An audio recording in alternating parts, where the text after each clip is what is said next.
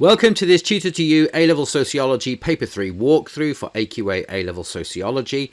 In this video, we're going to look at the 20-mark evaluated debate questions that appear on Paper 3 of the AQA A-Level Sociology specification. Here we have a sample question that has been written for the purposes of this video by Tutor to You. It mirrors similar questions that are presented by AQA on their exams, but for copyright reasons we produce our own questions and items for use in these videos. Now this video focuses on one of the key debates in sociology as to whether or not sociology can be seen as a science. Now this is one of several debates that you may come across, but we're going to use sociology as a science as an example here. You may also get a question asking the extent to which sociology can or should inform social policy, whether sociology can be seen as value-free or value-laden, whether society has entered a postmodern age, or you could also get some theoretical debates, such as whether or not sociology should use structural or social action approaches, and whether consensus or conflict approaches are best suited to studying society today. In this one, we're going to focus on evaluating the view that sociology cannot be a science. So we have an item here and a question, as you would see on paper 3 of the exam. It says, item C, sociological research is often argued to be unscientific due to the methods used and the nature of human behaviour. Critics argue that predictions cannot be made due to individual reactions to social factors. However, others argue that sociologists can obtain social facts about wider society. And the question is asking us to apply material from item C and your sociological knowledge, evaluate the view that sociology cannot be a science. Now these 20-mark questions are asking you to draw from information not only from the item but from elsewhere. If you just use the item, you will not be getting the range required to get into the top level on the mark scheme. The first thing we do when we get this is we look at decoding the question. So let's look at the question. Applying material from item C and your sociological knowledge, evaluate the view that sociology cannot be a science. There are two key things to highlight in here. First of all, the view. This indicates that this is a debate style question and you need to present evidence from different sides of this debate. The debate itself is that sociology cannot be a science. Now, I would suggest that you present evidence that sociology cannot be a science first, and then evaluate that view with other contrasting views. But what are those views? Well, there are differing viewpoints on this debate. First of all, we have the idea that sociology can't be a science. Then we have the view that sociology shouldn't be a science. Sociology can be a science is another side of this debate, as we've seen in the item. And sociology has features of a science, but is not quite a science. So there are several different viewpoints that you could discuss on this. And when we look at range and depth to get into the 17 to 20 level on the mark scheme, you should be presenting at least 2 of the differing viewpoints on this debate, and probably 3 as a minimum.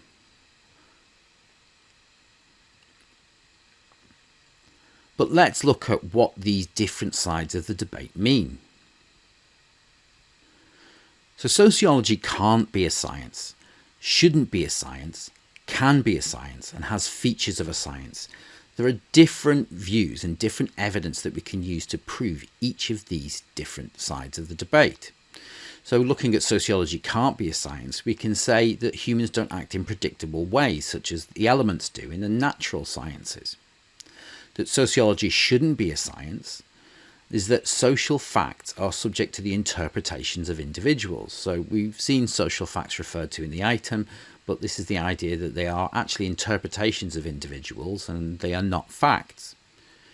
Sociology can be a science, how it can obtain social facts through the use of scientific methodology, the kind of positivist approach, and has features of a science. Sociology can't make predictions, but we can use scientific methods to analyse data.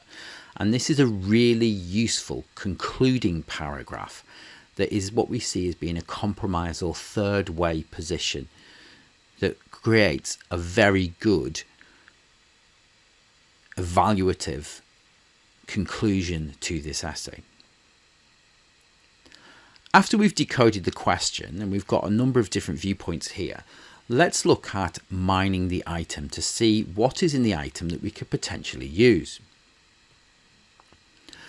So the item again says sociological research is often argued to be unscientific due to the methods used and the nature of human behaviour. Critics argue that predictions cannot be made due to individual reactions to social factors. However, others argue that sociologists can obtain social facts about wider society.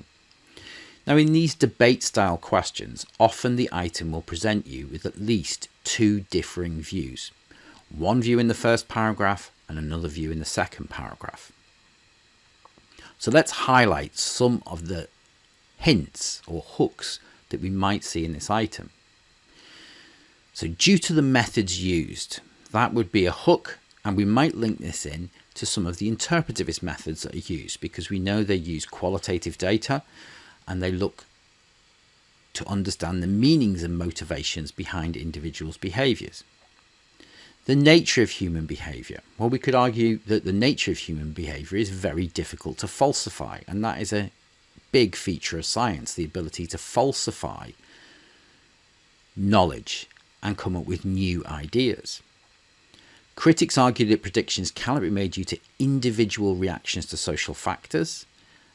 Now, these are very difficult to verify. Individuals will act in many different ways when they are faced with social factors, and therefore becomes difficult to verify it as one singular truth. And in our second paragraph, others argue that sociologists can obtain social facts about wider society.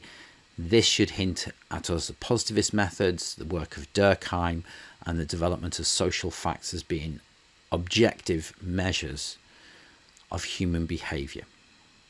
So there's a number of different things just from looking at the question and the item that we might want to use in this essay. To get into the top level on this type of essay, you need to use a range of points that demonstrate a sophisticated knowledge and understanding of the material. You need to use the key terms. You need to be able to have a range of different views presented in the main body of your essay. You also need to show a depth in analysis and explicit evaluation of the arguments that you present. So when you put forward an argument, you also need to have an explicit evaluation of that argument in the same paragraph. And you need to draw appropriate conclusions. Now, this can be done throughout the essay, but most commonly is done as a short concluding paragraph at the end of the essay. And we're going to walk through a couple of sample paragraphs that show our analysis and evaluation of the different views. And we're going to look at a conclusion in this video. Now, there is some debate about introductions. Personally, I like to use an introduction because it allows me to organise my thoughts. What I've done here is I've talked about the differing viewpoints. Positivist approaches suggesting sociology can be a science. Interpretivists suggest that sociology cannot be a science, nor should it seek to be a science. And then there are other approaches that suggest sociology is incapable of being science due to the nature of human behaviour. So there's three key kind of approaches that I've put into my introduction. I'm hinting to the examiner, this is what I'm going to discuss in the main body of my essay. It is very much knowledge based. You're not showing much analysis or evaluation here. You are applying some of the concepts, but largely if you take this introduction away and you start writing an essay with one view, another view, a second view, you're not going to lose out much if you don't put the introduction in there. In all other forms of academic study, the likelihood is you would need to put an introduction, particularly if you were doing a longer paper, but under exam conditions, different rules apply. So if you don't put an introduction, you're not going to be penalised too much for what you have done. So let's look at our example paragraphs. We'll start out with the view that sociology cannot be a science, and we've put forward Popper's views on this. We've used a very similar structure to a Peel paragraph here, where we make a point, we explain the point, we use some evidence, we link it back to the question, and then we evaluate. So we've highlighted our point. Popper suggests that sociology cannot be a science. Let's explain what that means. Popper argued that one of the key features of science is the process of falsification, the ability to test a theory and disprove it. Well, why does sociology not have that feature? Argues that the true nature of science is to test whether a theory or idea can be disproven rather than produce supporting evidence to verify the existence of a theory. So we're developing this point a little bit more, probably a little bit more than we needed to. Let's see how this links to the question. Many sociological concepts are subject to the interpretation of individuals and therefore cannot be falsified. We're going to use an example of this. Many reasons for underachievement in education, and these are often internal reactions to external stimuli. We're showing our knowledge of education and why it might not be seen as scientific, such as the curriculum, teachers' expectations, and poverty. Whilst one pupil might react negatively, another will not, thus making it impossible to prove or disprove what causes underachievement, and instead this is largely based on correlations rather than the cause and effect nature of science. So we've talked about falsification, we've talked about cause and effect nature of science, and we've explained how sociology cannot be a science because it doesn't have this cause and effect in its research. So what we've done is we've proved Popper's point. Now we need to explicitly evaluate this. But how do we do that? When we are making explicit evaluations, we look at key points in the point that's been made. So in this point, we've talked about the inability to falsify human behaviour and how falsification is a feature of science. What we need to do when we're making the evaluation is echo those points.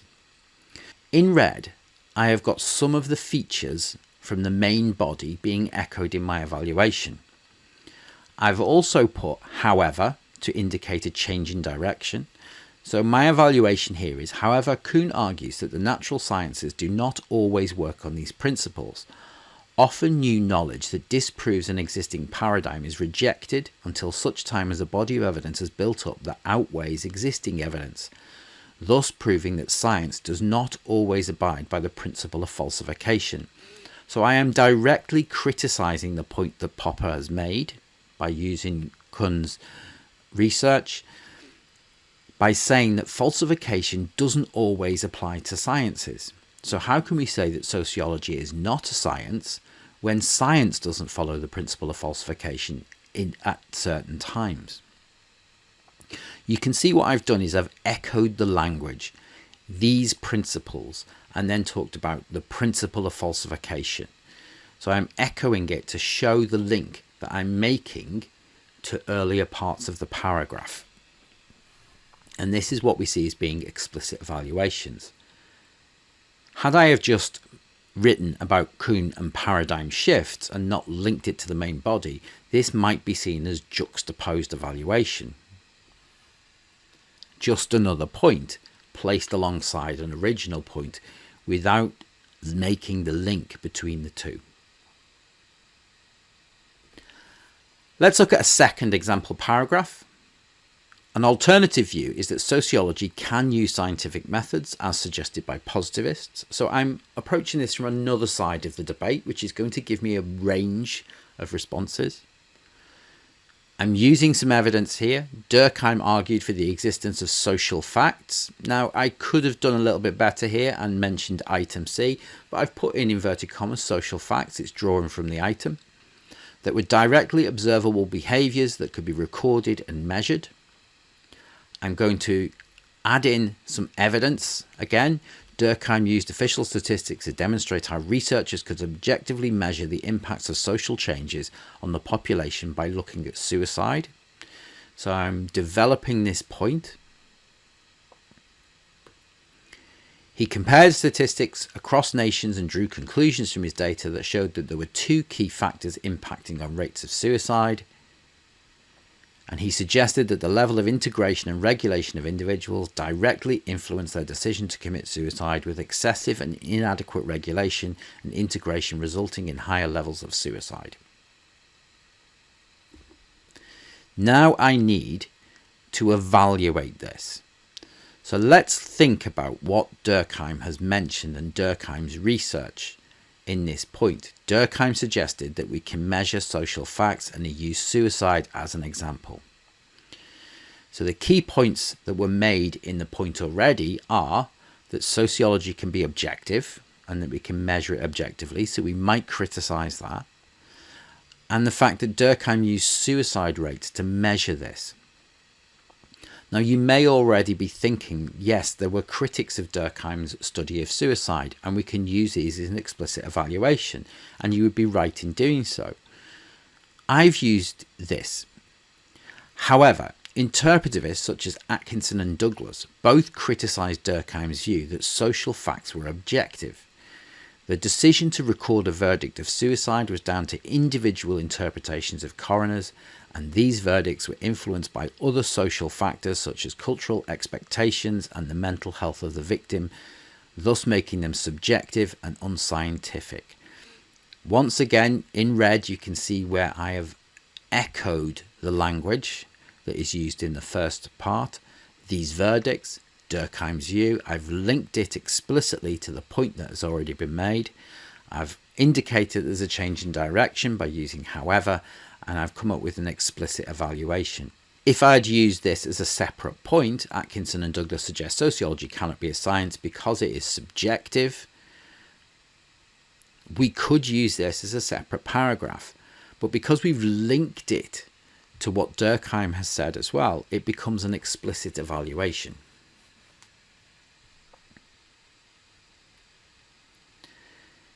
Now, before we get on to our concluding paragraph, I'm going to look at some exam goals, because in the Evaluate the View essays, they often present two opposing sides of a debate.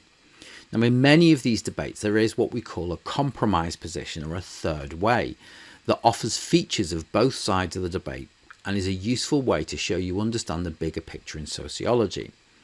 If we think about the debate about whether society has entered a postmodern age, there are two sides to that debate within modernity, and some people suggesting we are still in a modern age.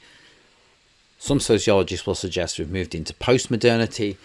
There is a third group that look at a compromise position of what we would see as being late modernity and suggest that we haven't moved to post-modernity, that actually what has occurred is that we have accelerated features of modernity and what we call late modernity. And that's a compromise position.